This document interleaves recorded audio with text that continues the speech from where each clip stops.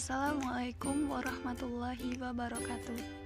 Baiklah, di sini kami dari kelompok 8 yang beranggotakan Apriyaldi, Novita Dewi, Siti Nurjana, dan Sri Gusti Madyo Al-Munawar. Di sini kami akan menjelaskan materi mengenai hak asasi manusia, yang mana terdapat 5 poin penting. Yang pertama, perkembangan hak asasi manusia. Yang kedua, hak asasi manusia di Indonesia. Yang ketiga, hak dan kewajiban asasi manusia. Yang keempat, kasus-kasus pelanggaran hak asasi manusia di Indonesia.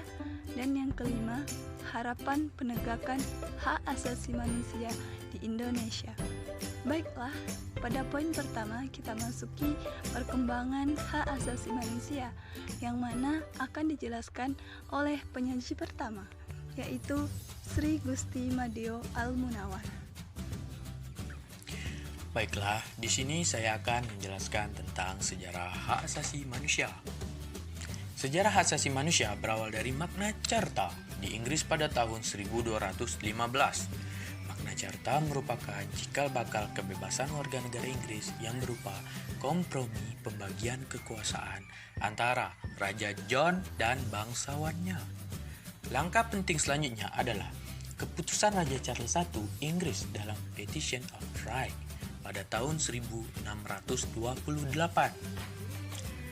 sebagai garansi terhadap hak habeas corpus, yaitu hak seseorang untuk dibawa sebelum pengadilan untuk menentukan apakah dia bisa dibebaskan.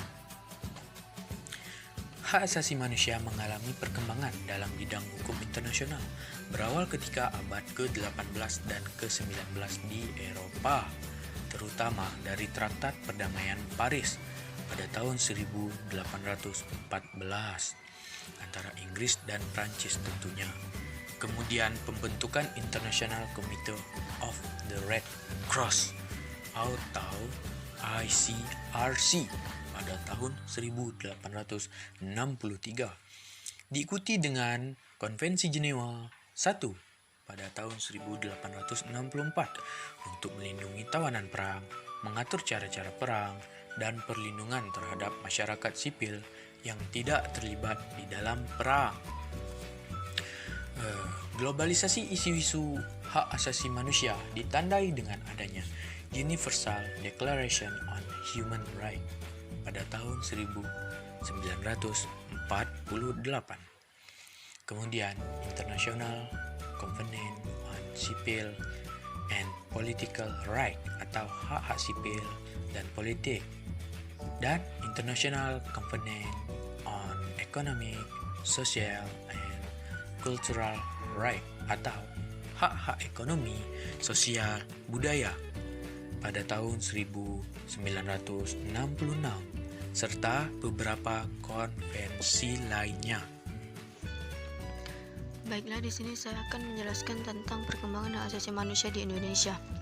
Pengakuan hak asasi manusia di Indonesia telah tercantum dalam Undang-Undang Dasar 1945 yang sebenarnya lebih dahulu ada dibanding dengan Deklarasi Universal PBB yang lahir pada 10 Desember 1948. Berikut ini pengakuan akan hak asasi manusia dan undang-undang dalam UUD 45 dan peraturan perundang-undangan lainnya. Yang pertama, pembukaan Undang-Undang 1945 alinea pertama. Hak asasi manusia sebenarnya sudah tercantum dalam pembukaan Undang-Undang Dasar 1945. Oleh karena itu, bisa dikatakan bahwa negara Indonesia sendiri sejak masa berdirinya tidak bisa lepas dari HAM itu sendiri. Yang kedua, pembukaan Undang-Undang Dasar 1945 alinea keempat, yakni nilai-nilai luhur bangsa yang terumus dalam Pancasila sebagai dasar negara, mengandung pemikiran bahwa manusia diciptakan oleh Tuhan Yang Maha Esa dengan menyandang dua aspek, yaitu aspek individualitas dan aspek sosialitas. Yang ketiga, batang tubuh Undang-Undang Dasar 1945. Rumusan hak tersebut mencakup hak dalam bidang politik, ekonomi, sosial, dan budaya yang tersebar dari pasal 27 sampai dengan pasal 34 Undang-Undang Dasar 1945. Yang keempat, peraturan perundang-undangan Yang keempat, peraturan perundang-undangan. Undang-undang yang menjamin HAM di Indonesia adalah Undang-Undang Nomor 39 Tahun 1999 tentang Hak Asasi Manusia. Berikut ini hak-hak yang terdapat dalam Undang-Undang Nomor 39 Tahun 1999. Adanya yang pertama ada hak untuk hidup pasal 4, hak untuk berkeluarga terdapat pada pasal 10, hak untuk mengembangkan diri terdapat pada pasal 11 sampai dengan pasal 16. Selanjutnya, hak untuk memperoleh keadilan terdapat pada pasal 17 sampai dengan pasal 19. Selanjutnya, hak atas kebebasan pribadi terdapat pada pasal 20 sampai dengan pasal 27. Hak atas rasa aman terdapat pada pasal 28 sampai dengan 35. Hak turut serta dalam pemerintahan terdapat pada pasal 43 sampai dengan 44. Hak atas kesejahteraan pasal 36 sampai dengan 42. Hak wanita pasal 45 sampai dengan 51, dan yang terakhir adanya hak anak, yaitu terdapat pada pasal 52 sampai dengan pasal 56. Baiklah, selanjutnya saya akan mencoba menjelaskan mengenai hak dan kewajiban asasi manusia. HAM merupakan hak-hak dasar yang dimiliki manusia dari Tuhan Yang Maha Esa sejak berada di dalam kandungan dan setelah lahir ke dunia, berlaku secara universal dan diakui oleh semua orang. Hak asasi yang sudah ada sejak lahir ini ada beberapa sifat dan ciri. Yang pertama, hakiki, artinya hak yang dimiliki oleh semua orang sejak mereka dilahirkan. Yang kedua, universal. Hal ini berarti HAM berlaku untuk semua orang tanpa memandang status sosial, agama, suku, ras, dan juga perbedaan lainnya. Yang ketiga, permanen atau tidak dapat dicabut. Artinya, HAM tidak dapat dihilangkan atau diserahkan kepada orang lain. Yang keempat, tidak dapat dibagi. Artinya, semua orang berhak mendapatkan semua hak yang sudah diatur dan ditetapkan. Yang selanjutnya, kewajiban. Kewajiban adalah segala sesuatu yang harus dilakukan atau dikerjakan dengan penuh tanggung jawab. Jadi, kewajiban asasi manusia dapat kita artikan sebagai kewajiban dasar setiap manusia. Sementara kewajiban asasi manusia adalah kewajiban pokok atau dasar yang melekat pada setiap manusia sebagai konsekuensi dari adanya hak asasi manusia.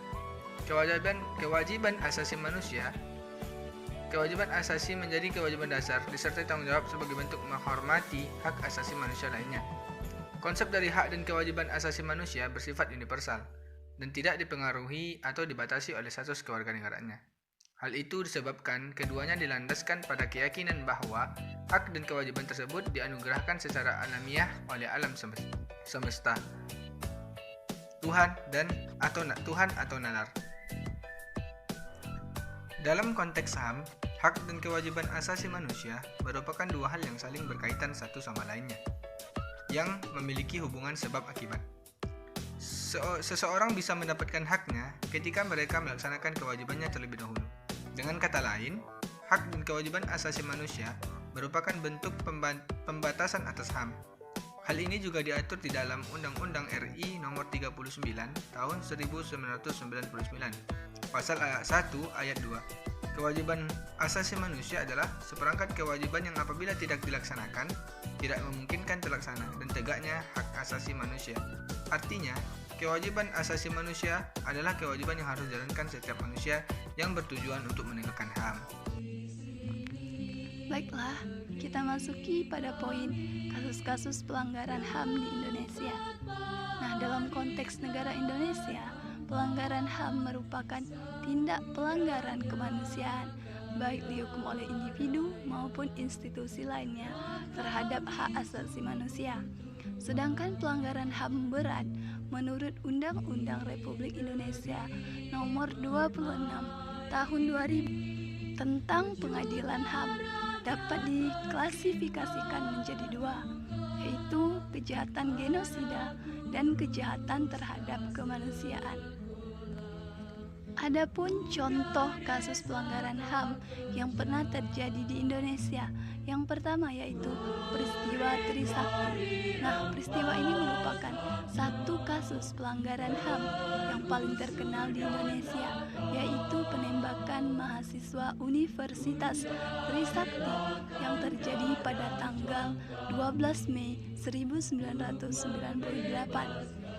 Penembakan mahasiswa Trisakti sendiri memiliki erat kaitannya dengan aksi demonstrasi mahasiswa di berbagai wilayah Indonesia yang berpusat di Jakarta untuk menuntut Presiden Soeharto untuk turun dari jabatannya sebagai presiden. Dan penyelesaian hukum pada kasus penembakan mahasiswa Trisakti justru membuat citra Indonesia menjadi tercoreng.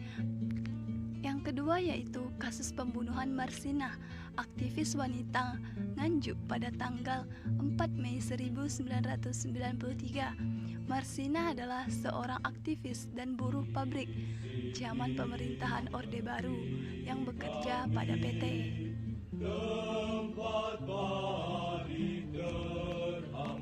Adapun tuntutan dari Marsinah itu antara lain kenaikan upah sesuai kebutuhan buruh, asuransi kesehatan bagi buruh ditanggung perusahaan,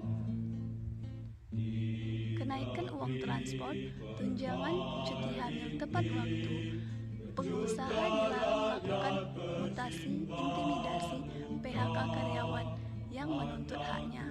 Kemudian pada tanggal 6 Mei 1993, sehari setelah para buruh dipanggil ke Kodim, adalah libur nasional untuk memperingati Hari Raya Waisak.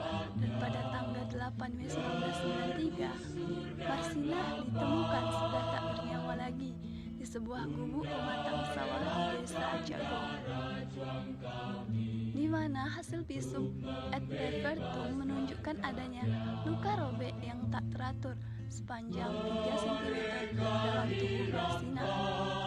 Kemudian ada kasus Mesuji di Sumatera Selatan tahun 2011.